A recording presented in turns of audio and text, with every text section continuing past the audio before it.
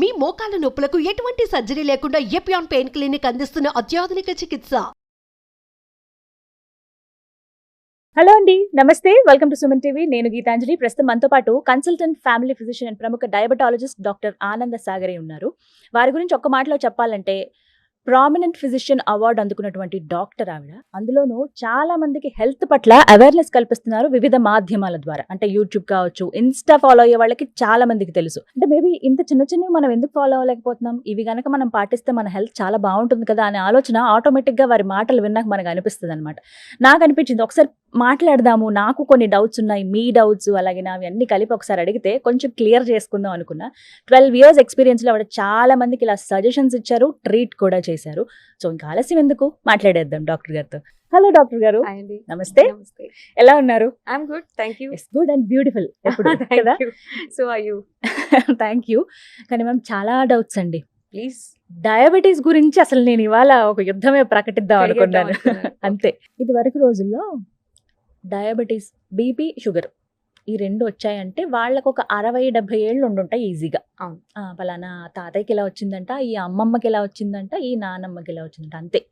ఆ తర్వాత బాబాయిలకి, మామలకి, ఇంకా అంటే ఫ్యామిలీ హిస్టరీలో ఉందంటే ఇంకా నాన్నకి వచ్చినట్టు, తర్వాత అమ్మకి, అలా అలాను మా అన్నయ్యకి వచ్చింది. ఈవెన్ ఇంత చిన్న ఏజ్లో నాకే ఇప్పుడు డయాబెటీస్ ఇలా రీసెంట్గా నేను నోటీస్ చేశాను అనే స్టేజ్కి వచ్చేసాం.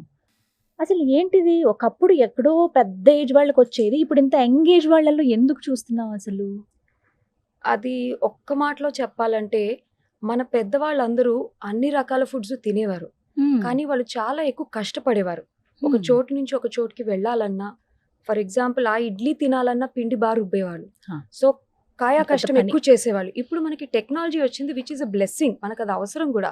కానీ షార్ట్ కట్స్ ఎక్కువ ఉన్నాయి. కూర్చున్న చోటే వర్క్ ఫ్రమ్ హోమ్ అని, కనీసం ఆఫీస్కి వెళ్ళే ఆ చిన్న శ్రమ కూడా లేకుండా, బస్ స్టాప్కి నడిచే కానీ లేకుండా మనం ఇంట్లోనే ల్యాప్టాప్లో we can work from home అనే వాళ్ళు కాదు. I include even my profession as a doctor or engineer or lawyer, ఎవరైనా సరే కూర్చొని మనం పనిచేస్తున్నాం చాలాసేపు ప్రిడామినెంట్లీ. దీంతో పాటు మనం మార్చుకోకుండా ఉన్నది మన పెద్దవాళ్ళు తిన్న ఫుడ్సే మనం ఇంకా తింటున్నాం.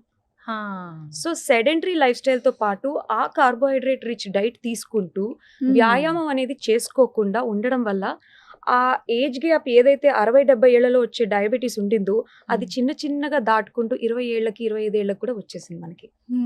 సో మెయిన్ రీజన్ ఫుడ్ అంటారు మీరు? Food and no exercise. Okay. So common గా ఒక హెల్దీ లైఫ్ స్టైల్ ఉండాలంటే అసలు ఏం చేయాలి చెప్పండి? నాకు అసలు డయాబెటీసే రావద్దు, నా నుంచి నా ఫ్యామిలీకి ఇంకా అసలు స్ప్రెడ్ అవ్వద్దు అని అనుకోవాలని ఒక వ్యక్తి అనుకుంటే ఏం చేయాలి? అసలు తన లైఫ్ స్టైల్ ఎలా ఉండాలి? సింపుల్ థింగ్, మరీ క్యాల్కులేట్ చేసుకొని లెక్క పెట్టుకొని తినక్కర్లేదు. కానీ మనకి కావాల్సిన పోషకాహారాలు ఒక ప్లేట్ ఆఫ్ ఫుడ్ లో మనకు ఉండాల్సింది carbohydrates, protein, fats, vitamins and minerals. Fat అంటే మనకి పెరుగు, పాల ద్వారా, మన కుకింగ్ ఆయిల్ ద్వారా మనకి అది వచ్చేస్తుంది, దాని గురించి మనం టెన్షన్ పడక్కర్లేదు. వైటమిన్స్ అండ్ మినరల్స్ అంటే మనం తినే కాయగూరలు, పళ్ళ ద్వారా మనకు వస్తుంది, అది మనం ఇండియన్ డైట్ లో బాగానే పాటిస్తాం. ఎటొచ్చి తేడా వచ్చేది మనం కార్బోహైడ్రేట్. అంటే ఈ కార్బోహైడ్రేట్ దానికే ఇంకొక ముద్దు పేరు షుగర్. ఇది మనం తినే ప్రిడామినెంట్ డైట్ అంటే మన రైస్ గానీ, రోటీ గానీ, మన సౌత్ ఇండియన్ టిఫిన్స్, వీటన్నిటిలో కార్బోహైడ్రేట్ ఉంటుంది. అది తీసుకోవడం తప్పనట్లేదు, కానీ అన్నిటికంటే ఇంపార్టెంట్ అయిన ప్రోటీన్ మన డైట్ లో ఉండదు. ఈ ప్రోటీన్ అనేది వెజిటేరియన్ ప్రోటీన్ ఉంటుంది, నాన్ వెజిటేరియన్ ప్రోటీన్ ఉంటుంది. నాన్ వెజిటేరియన్ ప్రోటీన్ అంటే చికెన్, ఫిష్, ఎగ్ వైట్స్ లాంటివి. వెజిటేరియన్ ప్రోటీన్ అంటే పన్నీర్ గానీ, సోయా గానీ, తోఫు అంటాం, సోయా మిల్క్ తో చేసేది. ఇవి కూడా ఇష్టం లేని వాళ్ళు బొబ్బర్లు, శనగలు, నల్ల బఠానీలు, తర్వాత నల్ల శనగలు, రాజ్మా, చోలే, వీటి ద్వారా కూడా మనకి ప్రిడామినెంట్ గా ప్రోటీన్. ఇవన్నీ కూడా ప్రోటీన్ అందించేవే. కానీ ఇవన్నీ మనం తింటాం, ఇది ఎవరికైనా చెప్పినా సరే మేము తింటాం ఆల్రెడీ అంటారు. బట్ గమనించాల్సింది ఏంటంటే ఈ ప్రోటీన్ మనము సండే చికెన్ గాను, ఎప్పుడైనా ఒకసారి చోలే గాను, టిఫిన్స్ లో గానీ తింటాం తప్పితే ఎవ్రీ డే ఎవ్రీ మీల్ లో మన ప్రోటీన్ ఉండాలి. అది మనం ఎవరు తినట్లేదు. We're only taking carbs, vitamins and minerals and fats and leaving protein. ఇప్పుడు శనగలు, కాబోలి శనగలు కావచ్చు, కలచన, ఇవన్నీ ఏంటంటే రోజు తీసుకుంటామా, గ్యాస్ ఫామ్ అవుతుంది కదా అనే వాళ్ళు కూడా ఉన్నారు. మరి వారికి ఇచ్చే సమాధానం?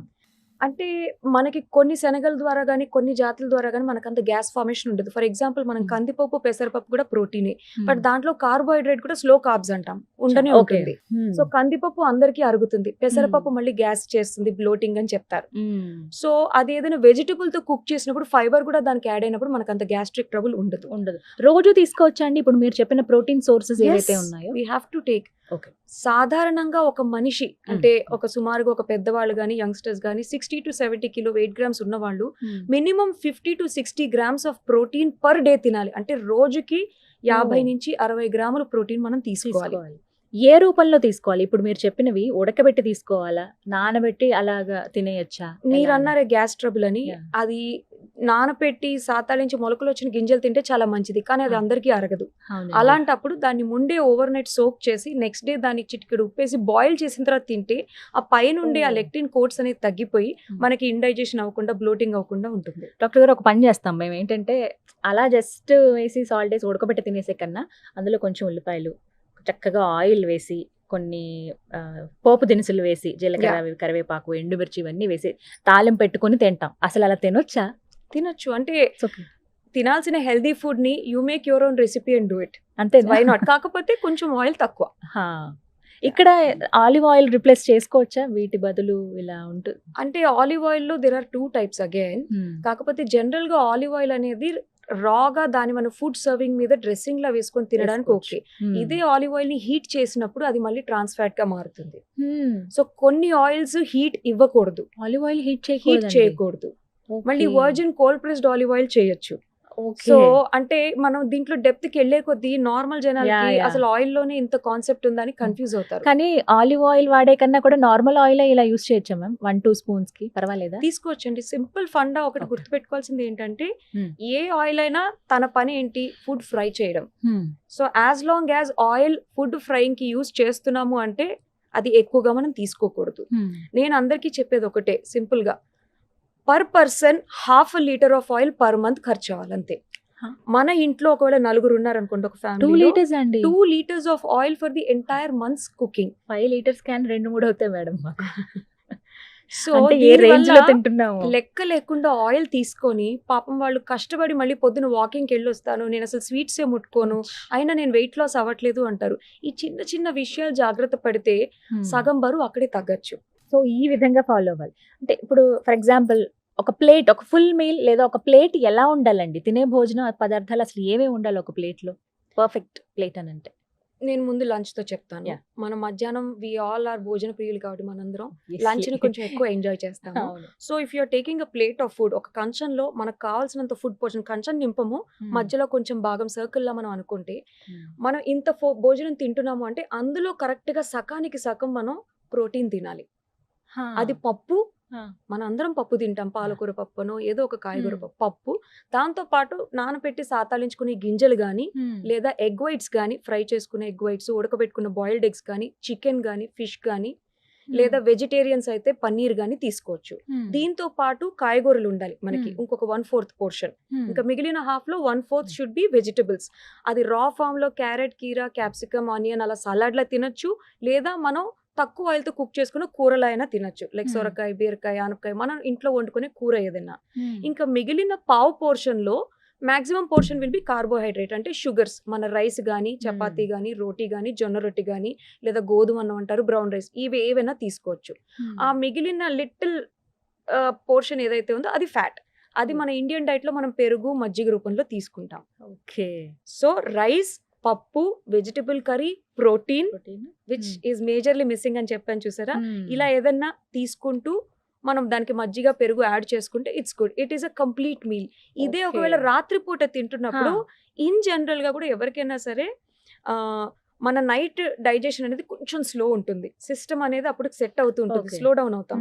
ఆల్సో మనం నైట్ భోజనం తిన్న తర్వాత అలసిపోయి ఉంటాం కాబట్టి will just SIT down, TV చూడడం కానీ, ఫోన్ చూడడం కానీ కూర్చొని ఉంటాం, ఎక్కువ కదలిక అనేది ఉండదు. సో క్యాలరీ బర్నింగ్ కానీ మనం ఎక్కువ ఖర్చు పెట్టాం. సో పెద్దవాళ్ళు కూడా చెప్పేది ఏంటంటే లంచ్ కంటే మన భోజనం కొంచెం తక్కువ ఉండాలి. ఇదే పోర్షన్ మన నైట్ కూడా తిన్నామంటే మళ్ళీ will gain weight or more calories. కొంచెం ఆ అన్నం పోర్షన్ కానీ, ఆ ప్రోటీన్ పోర్షన్ కానీ తగ్గించుకొని లంచ్ లో తీసుకునే పోర్షన్ కంటే 3/4 తీసుకోవాలి డిన్నర్ కి. ఓకే. సో ఇది పర్ఫెక్ట్ మీల్ తీసుకోవాలి.